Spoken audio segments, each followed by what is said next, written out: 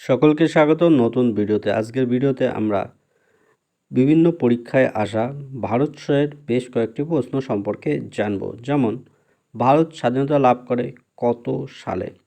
সাধারণত 1947 সালের 15ই আগস্ট ভারত স্বাধীনতা লাভ করে। পরাধীন ভারতবর্ষের প্রথম স্বাধীনতার পতাকা কে উত্তোলন করেছিলেন? জওহরলাল নেহেরু।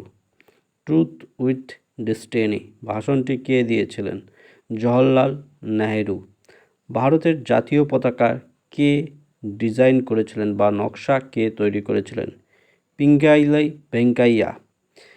এখানে উচ্চারণের একটু এদিক ওদিক হচ্ছে এই যা। ভারতের স্বাধীনতা দিবসের প্রধান অনুষ্ঠান কোথায় হয়েছিল বা প্রথম যে স্বাধীনতা পতাকা উত্তোলনের পর যে ভাষণ দেওয়া সেটি কোথায় হয়েছিল? এটি হয়েছিল দিল্লির লালকেল্লায়। লালকেল্লা থেকে এখনও স্বাধীনতার প্রথম ভাষণ দেওয়া হয় বা 15ই আগস্টের ভাষণ দেয়া হয়ে থাকে।